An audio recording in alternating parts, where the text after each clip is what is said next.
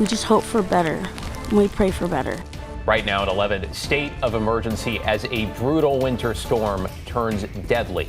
Plus, there's like a giant tree branch in my room. We have no power. It's already getting super cold in our house.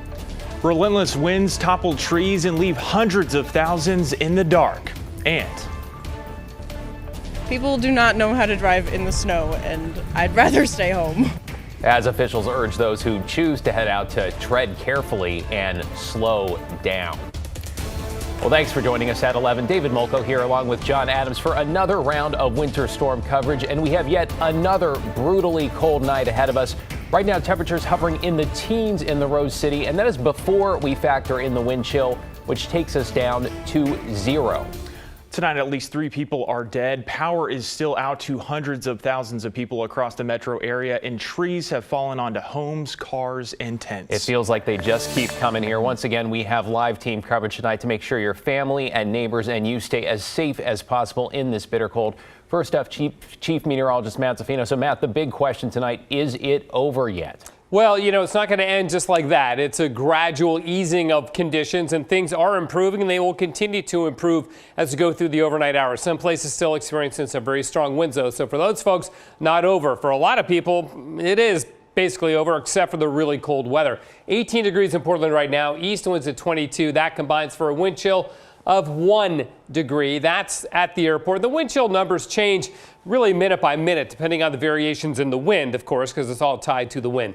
The precipitation has ended, though. Look at this. All just melted away, moved on out. Still a few snow flurries out in the gorge, but that's it. There are some showers along the coast, but that should not be an issue for us overnight tonight at all. Other wind chills for you. See, it's 1 in Portland, but it's 10 in Vancouver, it's 0 in Troutdale. So they're kind of all over the place, and a little bit warmer in Hillsborough and Aurora, but still single-digit wind chills. Really bitterly cold, minus 22 in Sun River for the wind chill there.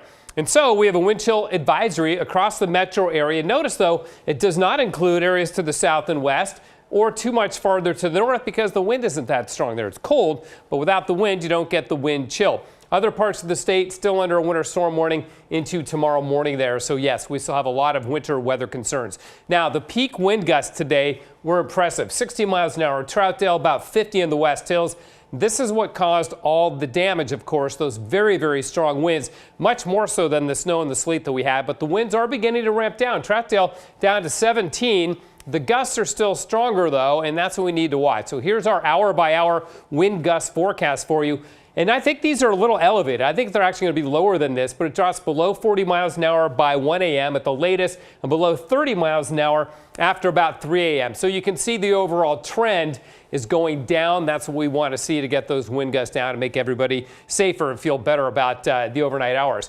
Bitter cold conditions will continue. The winds are easing. Still very cold, of course, and breezy tomorrow, but we'll get a little bit of sun. Coming up, we'll talk about our next chance for freezing rain. There is another one a few days out, and I'll explain why we had so much sleet and so little snow in the Portland area. Guys? All right, Matt, thank you. And tragically tonight, the dangerous weather has turned deadly.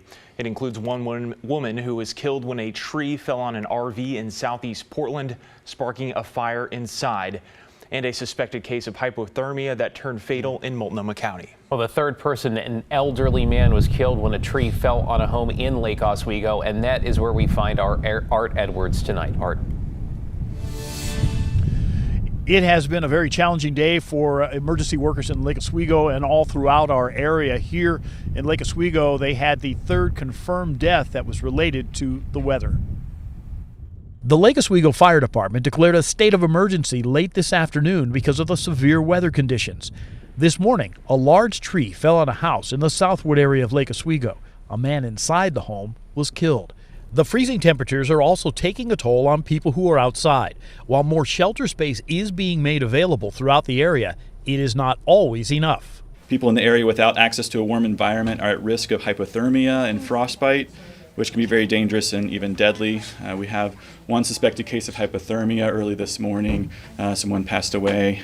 On Saturday afternoon, Portland Fire and Rescue responded to reports that a tree had fallen on an RV parked near Southeast 105th and Herald. There were several people inside the RV at the time.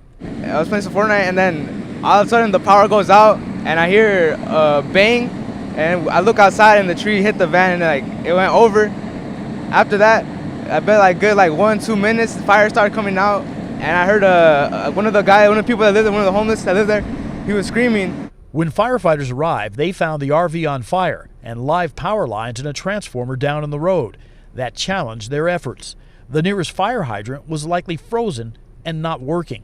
3 people got out of the RV, but a woman in her 30s was trapped inside and died. Portland fire investigators learned the people in the RV were using an open flame stove to keep warm at the time of the fire. Now, Lake Oswego's fire marshal back here live in Lake Oswego, the fire marshal here said that they had at least 20 trees fall on homes throughout the day here in Lake Oswego. He said that's the most that he's seen in his 25 years with the fire department here. Reporting live from Lake Oswego, Art Edwards, KGW News. All right, Art, thank you. Warming shelters remain open across the metro if you need some place to get out of the cold. And with the deadly weather, they're not turning anybody away. Multnomah County opened additional 4 shelters tonight for a total of 10. You can see where they are on your screen right now. They plan to have 740 beds open tonight for anybody who needs one. Now, many of them also accept pets and are accessible to people with disabilities.